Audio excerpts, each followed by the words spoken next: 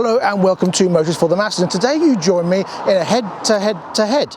We've got the new Royal Enfield BEAR650, we've got the Royal Enfield Interceptor 650, and we've got the Guerrilla 450. And we're going to see which one is best to ride. So let's roll the intro and get cracking.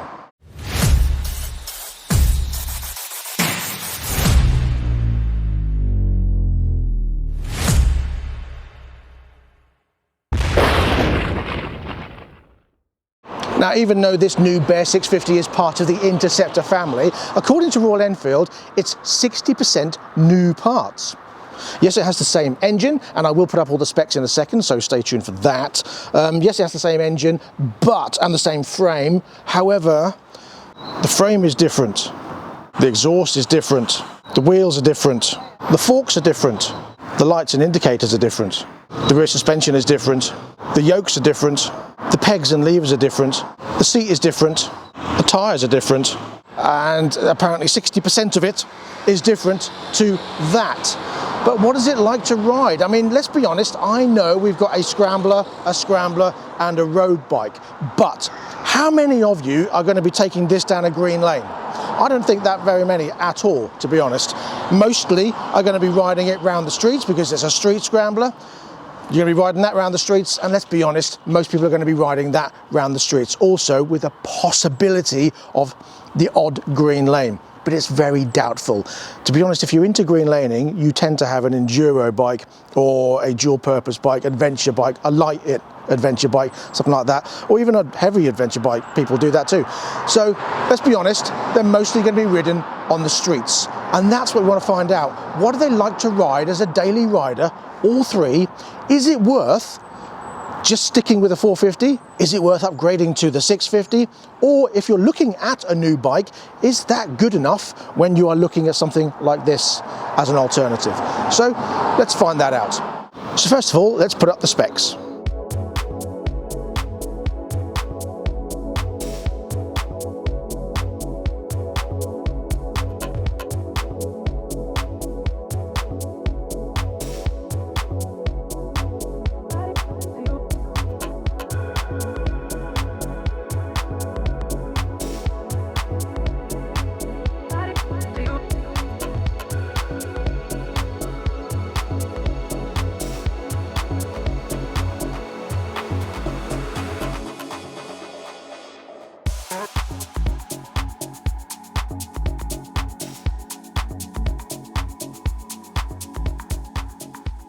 So what do they like to sit on? Well, let's first of all start with the Guerrilla 450. Easy to get off the stand. Remember, I'm 5'10.5" with a 31.5-inch inside leg. Very comfortable to sit on. Very lightweight, as you know, compared to the other two. Not a huge amount, but it is lighter. And it's comfortable. With my feet up on the peg, my knee is nicely tucked in the tank. And yeah, it's nice. I can easily put my feet down flat either side with the pegs out, and I'm not touching at all. So the seat height is an advantage on this one. You do get the center stand on this one as well as the side stand, which you don't get on the Bear. But let's try the Interceptor 650 next. So the standard Interceptor 650 doesn't feel that heavy to get off the stand again. I'm still the same height, a much harder seat.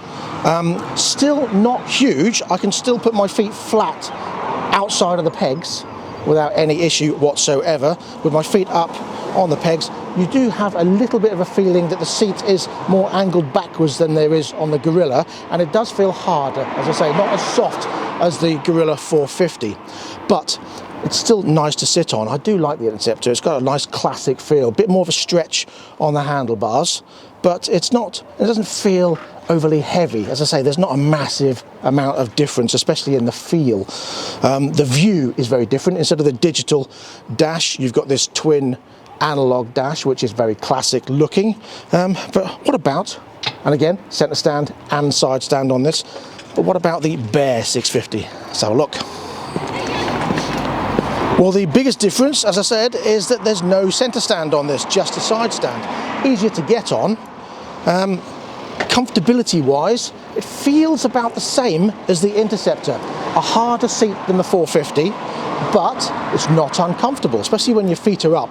It's nice and soft on your posterior, just harder on the edges.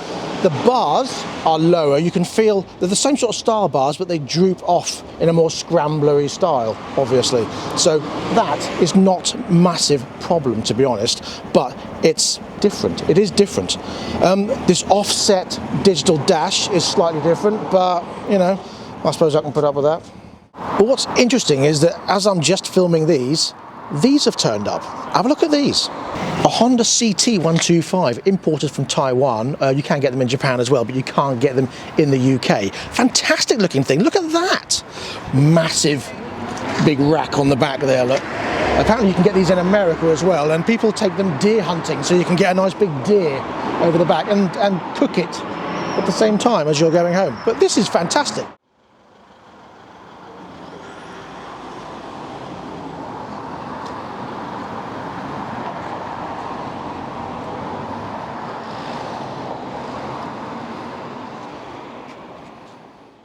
So he had to import it himself, but what a great little bike. I love the seat, really comfortable. It's just a fun, awesome little thing, isn't it? Great little thing. Shame they don't do them in the UK. And with him came his mate on this. MBK. It's French. MBK Swing. An 80s scooter. Not really much to say about it other than what a cool little funky scooter. Anyway, let's get back to the Royal Enfields. Looks wise, I think they have absolutely nailed the looks. I think it is absolutely stunning. Now, I really liked that when that first came out, so much so I wanted to buy one. The Interceptor I've liked, and it's a nice classic style, but it's never really been one that I've gone, oh yeah, I really love that. I love the look of that when that first came out. This, I think, is absolutely brilliant, especially in this colour scheme. And I'll show you in a second what other colour schemes they've got in the showroom. And there's a new one that they weren't going to do, a honey colour, that is coming in March that wasn't going to come, but it now is. So I'll show you that as well. But yeah, which one do you prefer? Let me know in the comment section below. Looks-wise, which one do you prefer? Let's do a sound off. And we'll start with the Guerrilla 450.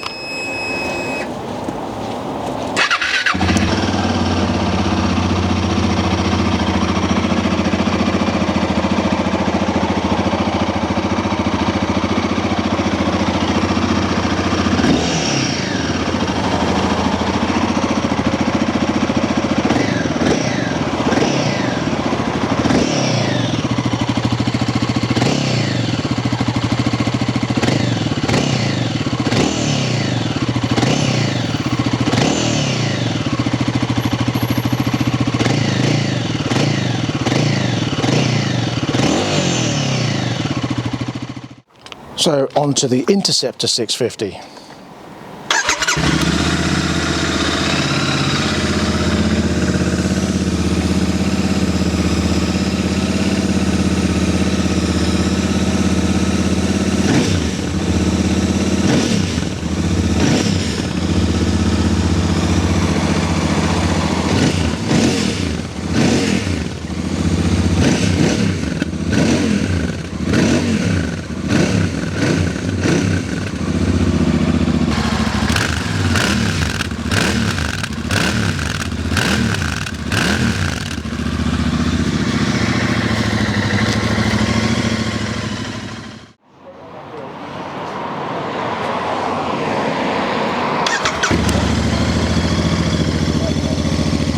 That's a great sound on the Bear.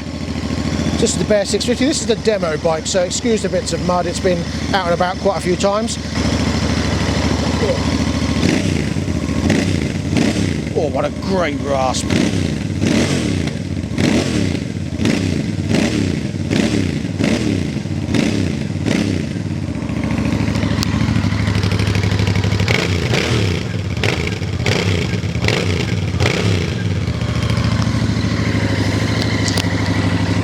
Now that is an absolutely fabulous sound. I love the sound of that. But look at the difference. I mean, this is their demo bike. Colour scheme wise, this obviously is far superior, I think. I think it's absolutely stunning. Love that colour scheme.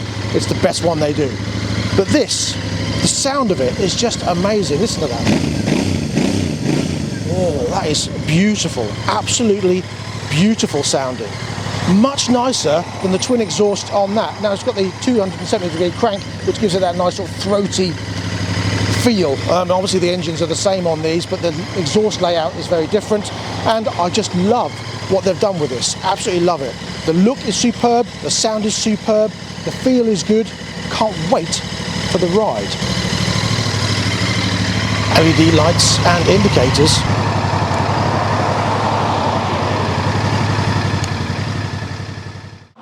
One thing that is new on this that you don't get on the 450 Scrambler is that this has switchable ABS, so you can turn the ABS off if you want to. So it does have sort of more of an off-roady capability. Again, not that anyone would do it. You might. Let me know in the comment section below if you would take this off-road.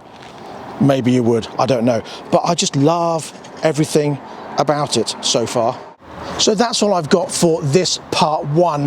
The reason why I can't take them out today is because I've got my son with me, and unfortunately plans have changed and I can't take them out today, but I'll be back in a couple of days to ride the Guerrilla, the Interceptor and the Bear back to back to see how they fare in the real world. We'll be going through the features, what you get on the dash, how it rides, how it feels, what it's like on manoeuvring, cornering, the usual stuff you find on a bike review. I don't know why I need to tell you that, you already know what you're here for. And it'll be interesting to see what the differences are. And that's all I've got. So thanks for watching. Don't forget to like, subscribe and share this video, and click the notification bell for that part 2 video that's coming up in a couple of days' time. So if you have any comments, please leave in the comment section below, and I'll see you very soon. So until next time, please ride and drive carefully, but have fun. Bye-bye.